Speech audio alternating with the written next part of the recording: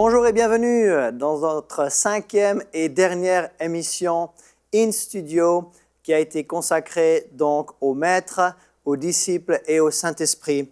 Et vraiment, toute l'idée de cette série, c'était de tirer des parallèles et de voir l'action du Saint-Esprit dans la vie du Maître et de voir l'action du Saint-Esprit dans la vie du disciple.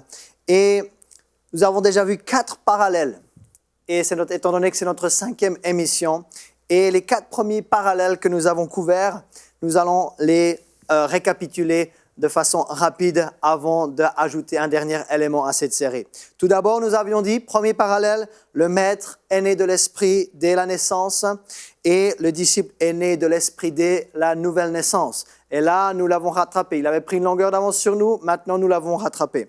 Deuxième parallèle, le Maître a été rempli de l'Esprit quand l'Esprit de Dieu est descendu sur lui. Alors là, il avait pris une longueur d'avance sur nous, mais à présent, le disciple peut être aussi, lui, rempli du Saint-Esprit quand il est baptisé du Saint-Esprit ou rempli du Saint-Esprit avec l'évidence du parler en langue ou la preuve biblique du parler en langue. Et là, nous avons rejoint le Maître. Ensuite, la Bible nous dit que le Maître a été conduit par l'Esprit dans le désert. Et là, il y avait une troisième dimension du Maître avec le Saint-Esprit. Et nous, en tant que ses disciples, nous avons aussi appris qu'il est possible d'être conduit par le Saint-Esprit parce que les enfants de Dieu sont conduits par l'Esprit de Dieu. Le Saint-Esprit veut rendre témoignage à notre esprit que nous sommes enfants. Et c'est extraordinaire. Extraordinaire toutes les choses que nous avons parcourues pendant cette série d'enseignements, cette série d'études sur le Maître, le disciple et le Saint-Esprit.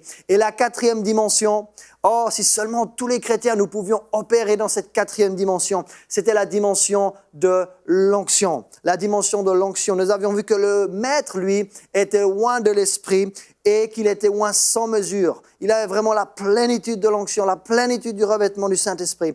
Alors que nous sommes nés, remplis, conduits du Saint-Esprit, mais nous sommes seulement loin dans une certaine mesure du Saint-Esprit. Et nous avons besoin de l'ensemble du corps de Christ pour pouvoir à nouveau bénéficier de la plénitude de l'onction. Et c'est pour ça que c'est important de comprendre que quand Christ il est monté dans les hauteurs, quand il est monté dans les hauteurs, la Bible nous dit qu'il a fait des dons aux hommes. Et nous avons reçu chacun une mesure de ce don. Et à ce moment-là, c'est quand nous nous mettons ensemble, quand nous venons ensemble, lorsque nous formons l'Ecclésia de Christ, l'Assemblée de Christ, que nous pouvons goûter cette onction corporelle qui est tellement plus forte que si nous restions tout seuls dans notre côté. Donc c'est très important qu'en tant que chrétiens, nous ne restions pas des électrons libres, mais au contraire, nous puissions nous associer et nous assembler avec d'autres afin d'expérimenter dans une plus grande mesure la présence du Seigneur parmi nous. Et nous allons donc terminer cette 5e émission en allant dans l'évangile de Luc au 5e chapitre et nous allons lire du verset 1 au verset 10. Et finalement, ces 5 parallèles ou ces 5 dimensions que nous avons vues pendant cette émission In Studio, on peut tous les retrouver dans l'évangile de Luc. Dans l'évangile de Luc, chapitre 1, nous lisons sur la naissance de Jésus. Ensuite, nous avons vu que Jésus était rempli du Saint-Esprit à son baptême. On trouve ça aussi dans l'évangile de Luc. Nous avons vu qu'il était conduit par le Saint-Esprit, également dans l'évangile de Luc, chapitre 4. Nous avons vu qu'il était loin. Et là, nous allons en Luc, chapitre 5. Donc, tout ce que nous avons couvert cette semaine, finalement, tout est synthétisé dans les 5 premiers chapitres de l'évangile de Luc, et c'est là que j'ai fait ces découvertes. Et en Luc chapitre 5, verset 1, nous allons lire jusqu'au verset 10, donc quand même un texte un petit peu plus long que d'habitude, et simplement pour voir qu'est-ce qui va se passer dans ce texte et ajouter un dernier élément à notre série. Luc chapitre 5, verset 1. « Comme Jésus se trouvait auprès du lac de Génézareth et que la foule se pressait autour de lui pour entendre la parole de Dieu, il vit au bord du lac 2 barques, d'où les pêcheurs étaient descendus pour laver leurs filets. Il monta dans l'une de ces barques qui était à Simon et il le pria de s'éloigner un peu de terre. Puis il s'assit et de la barque, il enseignait la foule. » Donc là, on voit déjà que le Seigneur Jésus est en train d'emprunter la barque de Pierre, qui était finalement le moyen par lequel Pierre gagnait sa vie à l'époque. Et la foule est sur la plage alors que le Seigneur Jésus est dans la barque en train de l'enseigner. Et au verset 4, lorsqu'il eut cessé de parler, il dit à Simon, avance en pleine eau et jetez vos filets pour pêcher. Simon lui répondit, Maître, nous avons travaillé toute la nuit sans rien prendre, mais sur ta parole, je jetterai le filet. Et ce dernier message, ce dernier volet de la série est vraiment consacré aux disciples qui ne sont pas forcément appelés dans ce qu'on appelle les dons du ministère. Donc quand je parle des dons du ministère, je parle de l'apôtre, du prophète, de l'évangéliste, du pasteur et de l'enseignant ou du docteur, parce qu'il faut être appelé dans un de ces ministères et avoir l'onction qui va avec. Mais pas tous les disciples sont forcément appelés dans un de ces 5 dons du ministère, mais ce n'est pas pour autant qu'ils ne peuvent pas être oints. Et ils sont certainement oints pour être dans les affaires. Ils sont oints pour être dans les sphères de la société. Ils sont oints parce que sinon on est en train de disqualifier peut-être il y a seulement 5 ou 10% de ceux qui sont appelés ou qui ont l'onction. Mais non, nous voulons voir que l'Esprit de Dieu ne se limite pas à la sphère de l'Église, mais l'Esprit de Dieu veut aussi agir en dehors de l'Église, au-delà de l'Église. Quand je parle de l'Église, là, je parle de l'Église locale pour toucher toutes les sphères de la société. Sphère du divertissement, sphère juridique, sphère politique, etc. Et il y a certains disciples qui ont cette onction-là. Raison pour laquelle nous parlons d'un texte qui nous parle des affaires. Et l'ayant jeté, au verset 6, ils prirent une grande quantité de poissons et le filet se rompait. Donc, ils n'ont rien pris, mais une fois que Jésus était dans la barque et que sur la parole du Seigneur, ils ont commencé à agir, ils ont commencé à voir du fruit dans leurs affaires. Il est temps, si vous êtes un homme ou une femme d'affaires, il est temps d'impliquer le Seigneur Jésus dans votre business. Ne pas seulement laisser Jésus le dimanche matin à l'église et partir au travail sans lui, mais au contraire, il est temps de demander au Seigneur de venir avec vous lorsque vous partez travailler. Le verset 7, ils firent signe à leurs compagnons qui étaient dans l'autre barque de venir les aider. Ils vinrent et ils remplirent les 2 barques au point qu'elles enfonçaient. Verset 8, quand il vit cela, Simon-Pierre tomba aux genoux de Jésus et dit, « Seigneur, retire-toi de moi, parce que je suis un homme pécheur. » Verset 9, car l'épouvante l'avait saisi, lui et tous ceux qui étaient avec lui, à cause de la pêche qu'ils avaient faite. Verset 10, et nous allons terminer. Il en était de même de Jacques et de Jean, fils de Zébédée, les associés. Retenons ce mot, ça va être très important pour la suite du message, les associés de Simon. Alors Jésus dit à Simon, ne crains point, désormais tu seras pêcheur d'hommes. Et ayant ramené les barques à terre, ils laissèrent tout et le suivirent. Au cours de ces émissions, nous avons également évoqué que dans l'Ancien Testament, il y avait 3 types de personnes qui pouvaient bénéficier de l'onction. Le prophète était oint, le sacrificateur était oint et le roi était oint. Donc le prophète et le sacrificateur, c'était vraiment des fonctions donc sacerdotales, des fonctions au service de Dieu, alors que le roi était oint pour exercer l'autorité dans son royaume, etc., etc. Donc, il était finalement un ministre de la société civile. Et Jésus, très important d'établir que Jésus opérait dans les 3. Jésus était prophète, Jésus était souverain sacrificateur et Jésus était ou est ou sera même roi. Par exemple, Jésus le prophète, en Luc chapitre 24, versets 19 et 20, on voit que Jésus, lorsqu'il était sur la terre, il était reconnu comme prophète. Quoi leur dit-il? Et ils lui répondirent, je suis en Luc 24, versets 19 et 20, ce qui est arrivé au sujet de Jésus de Nazareth, qui était un prophète, donc c'est les disciples sur la route d'Emmaüs qui sont en train de parler à Jésus ressuscité. Oh, ce qui est arrivé au sujet de Jésus de Nazareth, qui était un prophète puissant, en œuvre et en parole devant Dieu et devant tout le peuple. Et comment les principaux sacrificateurs et nos magistrats l'ont livré pour le faire condamner à mort et l'ont crucifié. Donc là, on voit que Jésus, lorsqu'il était sur la terre, il était reconnu comme un prophète.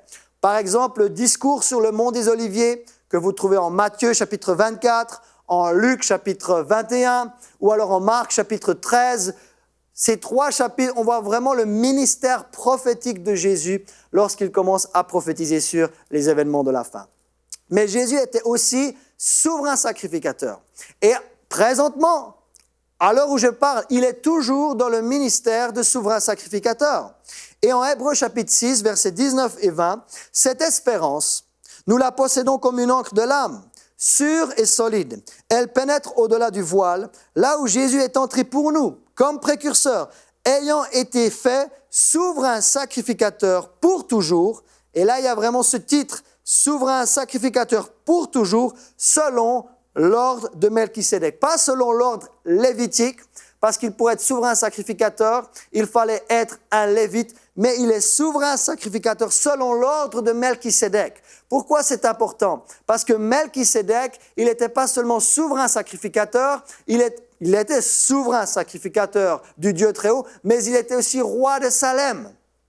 Et il occupait les deux fonctions. Et ça, c'est très important parce que Jésus, il est aussi roi. Et la première fois qu'il est venu, certains ont rejeté sa royauté. Mais lorsqu'il va revenir sur la terre, il va être établi et il va être roi pour être roi des rois et seigneur des seigneurs. Et dans Apocalypse chapitre 19, au verset 16, il avait sur son vêtement et sur sa cuisse un nom écrit « Roi des rois et seigneur des seigneurs ».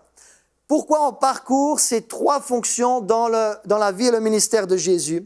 Parce que c'est très important de comprendre que Jésus était sacrificateur et roi. Il était roi et sacrificateur. Et ça veut dire que puisqu'il est la tête de l'Église, et on sait que l'onction, elle coule de bas en haut, comme quand il est bon pour des frères et sœurs de demeurer ensemble, c'est là où il y a la bénédiction, c'est là où l'onction coule, comme la rosée du mont Hermon qui coule, ou l'huile qui coule de la barbe d'Aaron.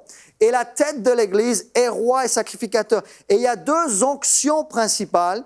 Il y a une onction qu'on pourrait qualifier de sacerdotale, c'est le prophète et le sacrificateur. Ce sont dans la Nouvelle Alliance les ministres de l'Évangile, le pasteur, le prophète, l'évangéliste, le docteur, l'apôtre, etc. Mais il y a aussi une onction royale. Une onction royale. Et quelle est cette onction royale? Ce sont les disciples du Seigneur Jésus qui ne sont pas forcément appelés dans un des 5 dons du ministère, mais ce sont les disciples de Jésus qui sont loin et qui ont une grâce pour être dans la société. Ce ne sont pas des ministres de l'Évangile à proprement parler, même s'ils ont également reçu le ministère de la réconciliation, mais ce sont des ministres de la société civile. Ils représentent Dieu dans les différentes sphères, en dehors de l'Église ou de la mission à proprement parler, mais que ce soit dans le divertissement, que ce soit dans la culture, que ce soit dans le sport, dans la sphère juridique, politique, sportive, etc. Nous avons besoin de représentants et de disciples de Jésus dans toutes les sphères de la société. Et la raison pour laquelle j'ai lu ce texte dans Luc chapitre 5, c'est parce que là, dans ce texte, Jésus commence dans son ministère d'enseignant. Souvenez-vous, il est en train d'emprunter la barque de Pierre et il s'éloigne un peu du rivage et à partir de cette barque, il va commencer à enseigner la foule. Et en Luc chapitre 5, verset 3, je vais relire un verset que nous avons lu tout à l'heure. Il est écrit « Il monta dans l'une de ses barques qui était à Simon et il le pria de s'éloigner un peu de terre. Puis il s'assit et de la barque, il enseignait la foule. » Nous avions dit que Jésus était loin spécifiquement pour 3 choses. Il était loin pour prêcher, ou pour annoncer, c'est sensiblement la même chose. Il était loin pour guérir et il était loin pour délivrer, pour libérer. Et là, nous voyons dans la première partie du texte, dans Luc chapitre 5, nous voyons Jésus dans son ministère d'enseignant, en train d'enseigner la foule et nous savons qu'il était loin pour cela. Mais ce qui m'interpelle vraiment dans ce texte, c'est à partir du verset 4. Et à partir du verset 4, Jésus va montrer à Pierre comment on peut faire des affaires ou comment on peut faire du business avec Jésus dans sa barque. Et je ne sais pas pourquoi, mais certaines personnes pensent que le Seigneur Jésus, c'est juste dans l'église locale, c'est juste le dimanche matin pour ceux qui ont des réunions le dimanche matin, mais du lundi au samedi, non, du lundi au samedi, c'est aussi avec le Seigneur, c'est notre vie que nous avons donnée au Seigneur. Et nous ne voulons pas laisser Jésus dans l'église locale quand nous allons travailler, nous ne voulons pas laisser Jésus à la maison, nous voulons que Jésus soit aussi le Seigneur. Nous voulons aussi que Jésus soit le Seigneur de nos affaires, le Seigneur de notre business, le Seigneur de notre entreprise et que nous puissions tout faire, pas comme si on le faisait pour les hommes, mais si on le faisait pour le Seigneur. Et c'est pour ça que les Juifs prospèrent. Ils prospèrent parce que leur travail, et ils le considèrent comme un acte d'adoration qu'ils font envers Dieu. C'est pas qu'ils adorent le travail, mais c'est qu'ils adorent Dieu par le biais de leur travail. Et en tant que chrétiens, nous avons besoin de redécouvrir cette réalité, que lorsque je suis au travail, Jésus veut aussi être le Seigneur lorsque je suis là, et il s'intéresse aussi à nos affaires professionnelles. Et en Luc 5, verset 4, lorsqu'il eut cessé de parler, Parlant de Jésus, il dit à Simon, avance en pleine eau et jetez vos filets pour pêcher. Donc nous voyons ici, Jésus, après avoir exercé le ministère d'enseignant, il va s'occuper des affaires de Pierre. Parce que Pierre avait goûté aux affaires sans onction et sans bénédiction.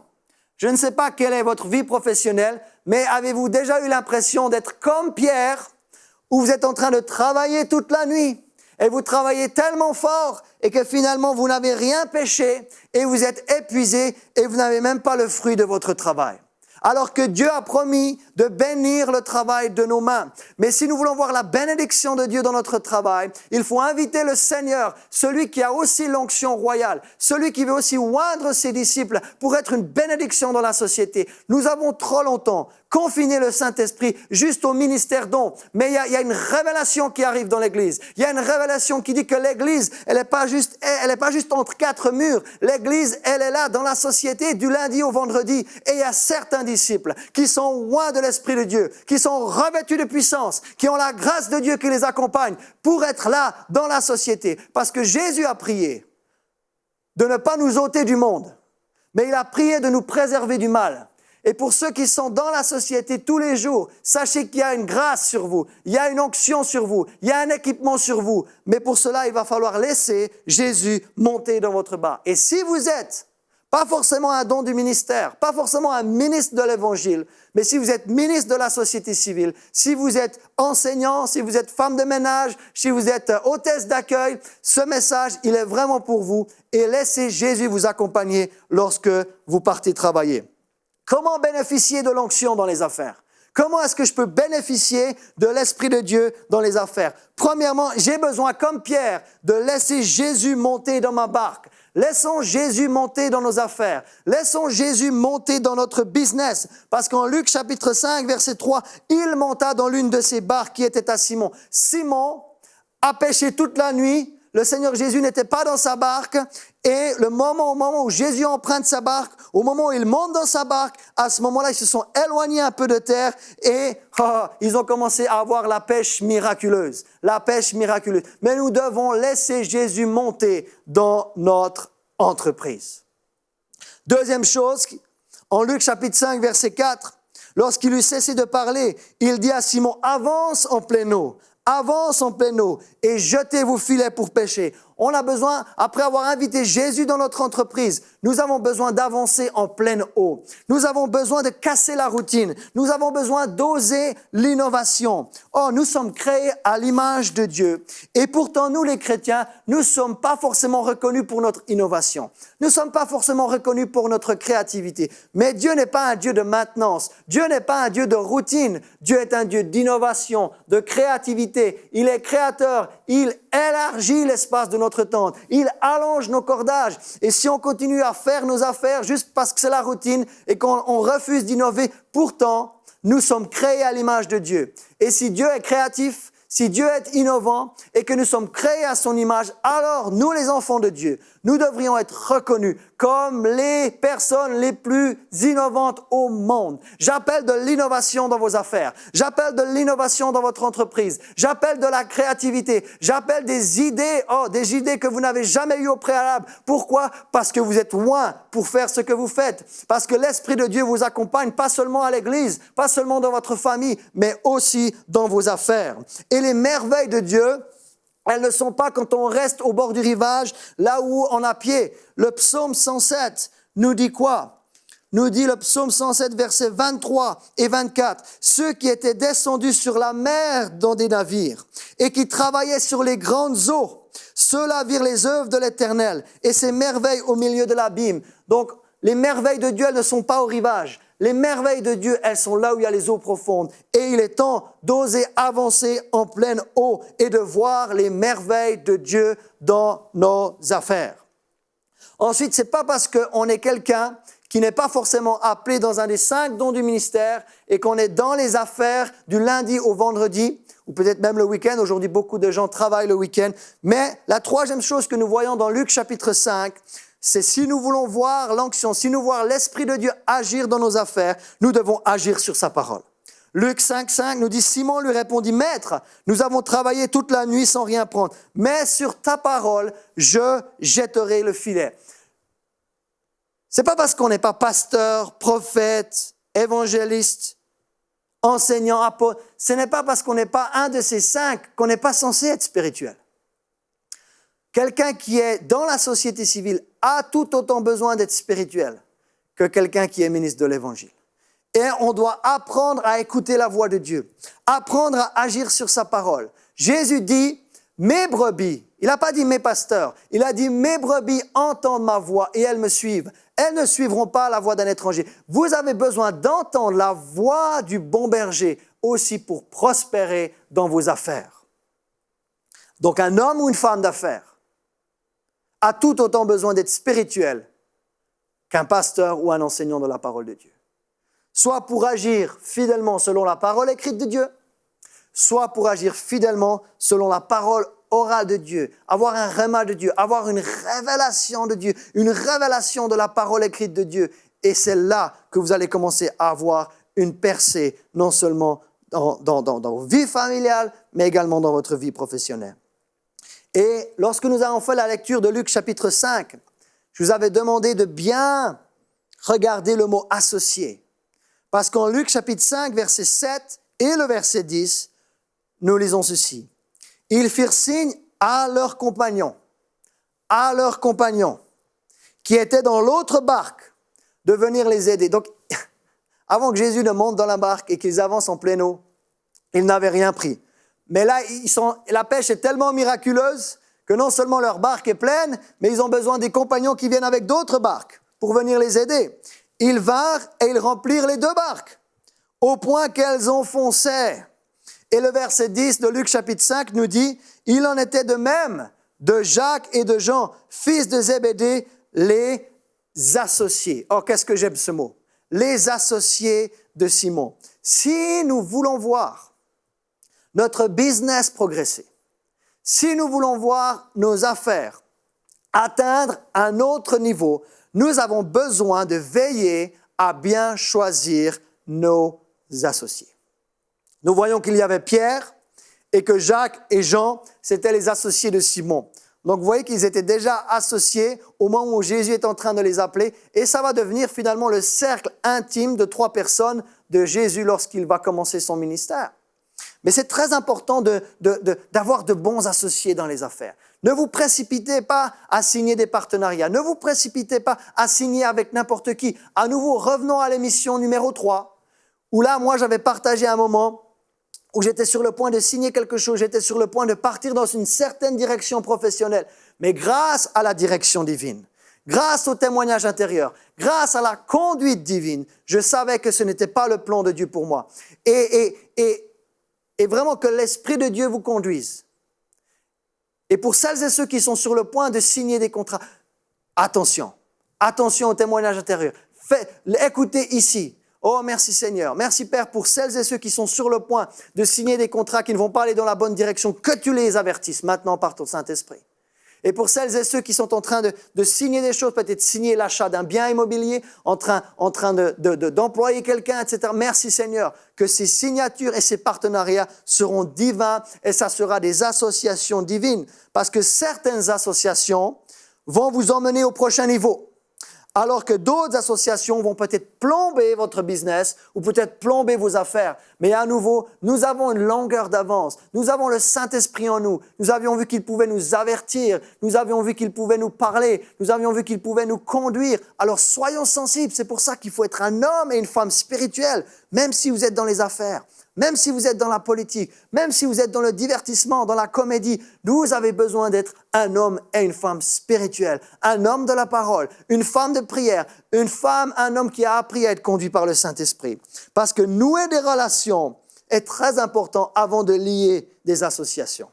Je redis ça une fois. Nouer des relations, c'est très important avant d'être lié par des associations. Donc apprenons à connaître les gens avant de s'associer avec eux, parce que nos associations vont déterminer notre destination. Et dernièrement, 5e élément que je voulais partager dans cette 5e émission, qui a été sur le maître, le disciple, et le Saint-Esprit. Et ça a été riche. Ça a été riche. Et le dernier point, nous voulons prospérer. Pourquoi prospérer dans nos affaires? Quel est le but de la prospérité biblique? La prospérité n'est pas la cupidité. Parce que quand Jéthro a dit à Moïse de choisir des hommes pour l'aider à diriger le peuple, il fallait que ces hommes soient ennemis de la cupidité. Donc la Bible nous met en garde contre la cupidité. Parce que la cupidité a toujours pour but l'égoïsme. Tandis que la prospérité biblique, j'aimerais ajouter, a toujours pour but l'altruisme, a toujours pour but les autres. Et regardez ici, nous voulons prospérer pour pêcher des hommes. En d'autres termes, nous voulons prospérer pour financer l'Évangile. Nous voulons prospérer pour que la mission mondiale qui nous a été confiée par Jésus puisse aller de l'endroit où nous habitons jusqu'aux extrémités de la terre. Et savez-vous qu'en 2018, il y a encore des hommes et des femmes sur cette terre qui n'ont jamais encore entendu parler de Jésus? Le salut est gratuit, mais il a tout coûté au Seigneur Jésus-Christ. Le salut est gratuit pour celui qui le reçoit, mais il a tout coûté à celui qui le donne. Et le salut, il est gratuit quand on le reçoit, mais ça demande et ça coûte de l'argent d'emmener cette bonne nouvelle jusqu'aux extrémités de la terre. Et en Luc chapitre 5, verset 10, nous voyons que Jésus dit à Simon, « Ne crains point, désormais tu seras pêcheur d'hommes. » Et que notre pêche, que notre travail, que notre vie professionnelle, nous avons un but, c'est financer l'évangélisation mondiale. Et nous ne pouvons jamais enlever la prospérité biblique de son contexte qui est l'évangélisation et la mission mondiale. Et un de mes mentors dit ceci, « La prospérité sans but, c'est toujours la pauvreté. Mais nous, en tant qu'enfants de Dieu, nous avons une raison de prospérer. Nous avons une raison de prospérer parce que nous avons un message qui change les vies et nous avons un message qui apporte la vie éternelle. Et nous avons besoin que ceux qui sont dans la société civile puissent prospérer pour amener et provisionner la vision que les sacrificateurs ou que ceux qui sont dans les dons du ministère puissent être financés. Voyez-vous, vision et provision, ça va ensemble. En général, c'est les dons du ministère ou les ministres de l'Évangile qui ont la vision. Et ceux qui ont l'onction royale, ceux qui sont dans la société civile, les ministres de la société civile, ce sont ceux qui vont chercher la provision. Et ensemble, nous pouvons financer, nous pouvons accomplir, faire la volonté de Dieu sur la terre. L'État ne peut générer aucune ressource. Il ne peut que les redistribuer. L'Église ne peut pas générer des ressources. Elle aussi, elle ne peut que redistribuer les ressources. Mais il y a des disciples de Jésus, et c'est peut-être vous, revêtus d'une onction royale, qui ont reçu une capacité divine de générer des ressources. Vous façonnez la société avec les valeurs du royaume de Dieu, premièrement. Deuxièmement, vous financez le royaume de Dieu avec les biens de la société. Et dernièrement, quelle fonction vous avez, quelle onction vous avez et quelle vocation vous avez. Alors laissez-moi pour terminer prier pour vos affaires. Père, dans le nom de Jésus, je prie pour toutes celles et ceux, pour tous les disciples de Jésus qui sont ministres de la société civile, qui laissent le Seigneur entrer dans leur barque et qu'ils voient une pêche miraculeuse. Et cette pêche miraculeuse, ça sera pour aider d'autres à connaître le Seigneur dans leur vie. Soyez bénis et au plaisir de vous retrouver bientôt.